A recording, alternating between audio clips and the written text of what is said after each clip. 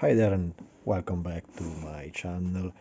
This is the video about the Lola T280 made by DDP in 124 scale. DDP is a friend of mine, Pierpaolo is a very kindly guy, one of the best soul, you have in this sector, that sometimes is a little filled up by prima donna types that think they're better than anybody else. So Preparo is indeed an extremely kindly guy, and they have a range of this type of sports car, mostly around the 60s and the 70s. He's a really uh, enthusiast lover of this series. This was extremely interesting, and I wanted to grab it because it's a very particular car. I never think that anybody could make this model in 124 scale. I think that after him, of course, you have the constant problem that there is other companies that are making the same stuff after he make a subject. He make one, the other copy what he did. He make the Matra, they copy what he did. So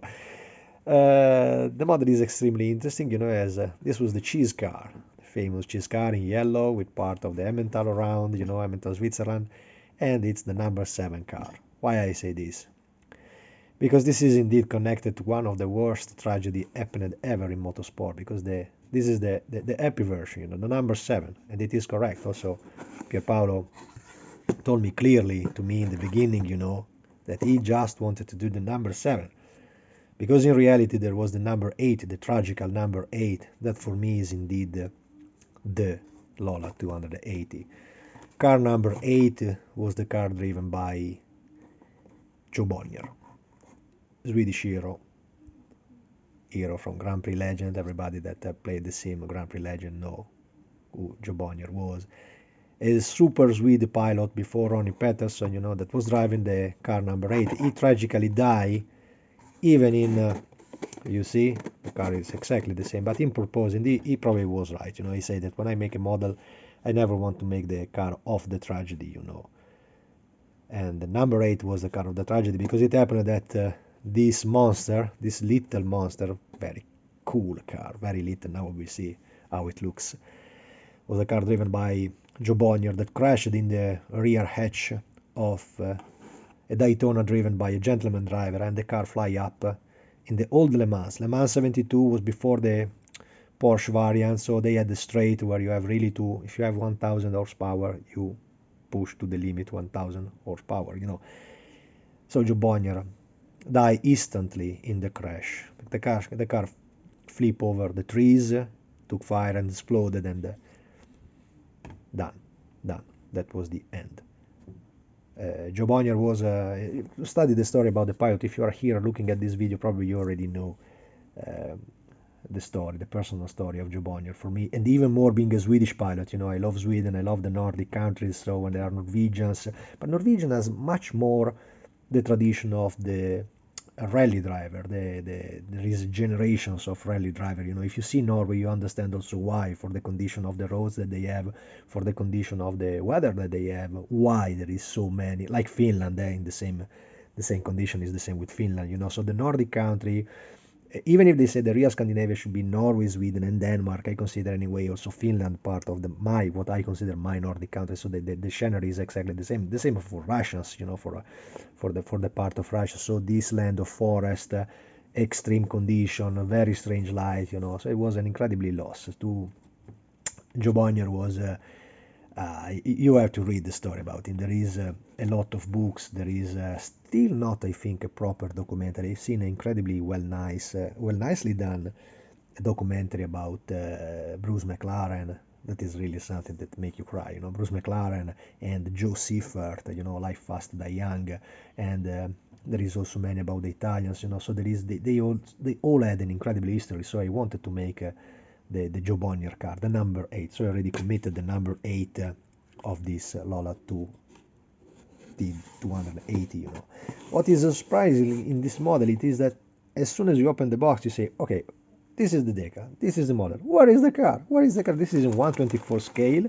You see, and Pierpaolo, of course, provide a basic part of the engine. This is a kind of artisanal model, so there is always a space for personalizations and to make your own detail if you want to make a full detail model and so on.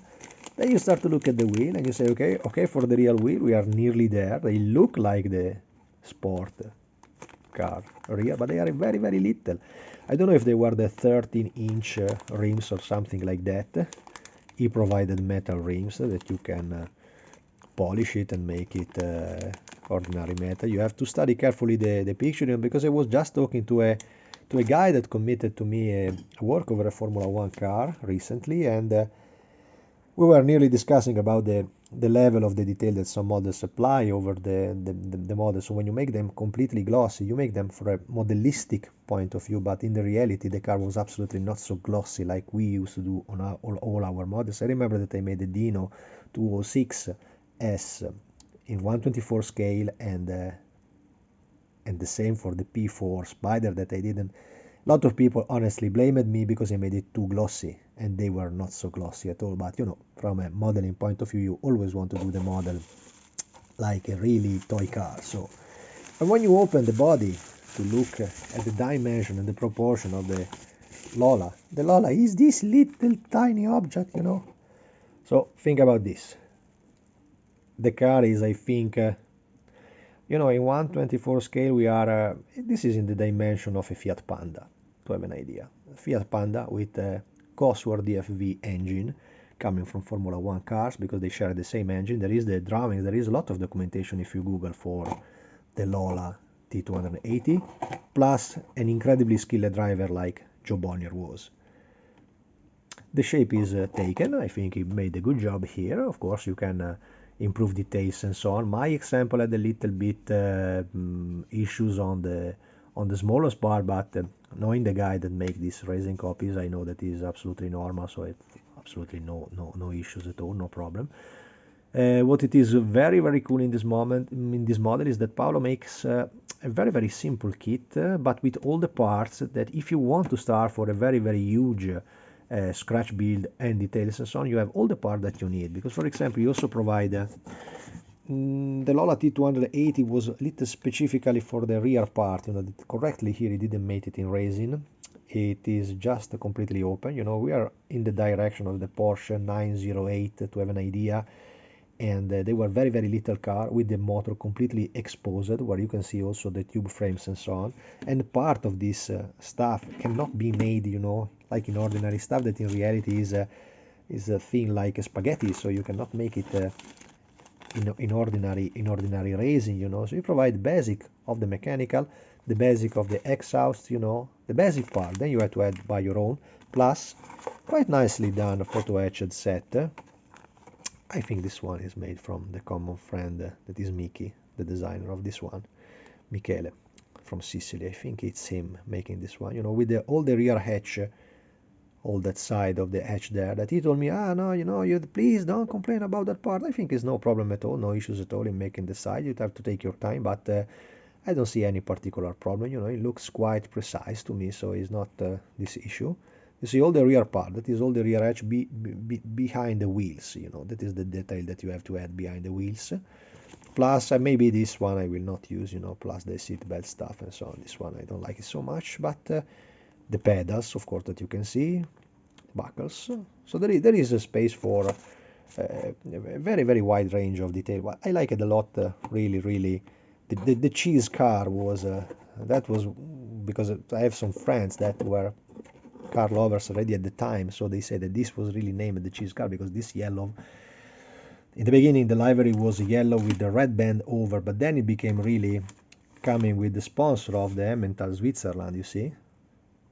So this is also nice because it matches another country that I love so much for racing pilot, that is Switzerland. My love for Herbie Muller, plus the Emmental, very good cheese, absolutely, and Joe Bonnier story, so the decal is basically the same, identical. You just have to add the number 8 if you need the number 8 for this issue. I think you can ask directly to Paolo, or I just made it because I already commended it, because for me this is the Swedish Lola T280, so I have to be something that I make up in my contour in Sweden and will remain there forever with the Swedish stuff that I made for eventually for the contest that I would like to participate in the Nordic countries, you know, and just not never present there where they do the contest, you know. There is a bunch of guys that always invite me, and I constantly have seems that I give an excuses, but it's really true. I'm never present in my house when there is the competition in the area. There is few population up there, so we don't have so many competition like we have down in Italy or in France or in Germany, where there is a a lot of competition in the eastern country, even more, you know. So I have a little to be organized and prepared, you know, but I don't give up. So I prepare my items, and it's no problem for me to prepare the stuff for an eventual competition up there, you know. This is the parts, and that's it. The model is extremely tiny, very little model. It is just said that you think about this, the history of this Lola, it's really connected to Joe Bonnier, this miss, and but I think for me will be a wonderful way to remember this incredible pilot. You know, was really somebody with iron balls, you know. Basics of the motor, very simple, but giving the idea and convincing, in my opinion. Of course, you can add detail, you know. This is up to your skills, so it's better to have something that is already made simple to make it detailed, so you can add your own, instead not to have it, you know, because many can also say, oh, no, just completely close it and that's it. So it's up to you. And what will be the most important part, of course, also the lights, you see, nicely done. The transparent part, because they had a slightly detail from the front end, from the extra light for the Le Mans race. He printed here over the transparent, as you can see. So it's a nice model. I think Paolo made a good job on this one, and I really think that I will have the time quite soon to start for this build up. This is a model that I will make it for me, because I want this one badly in my personal collection of historical racer. And being a super Swede car, this Gunnar Nilsson, Ronnie Peterson, they are the pilots that I like it a lot. That's it. Thanks for watching.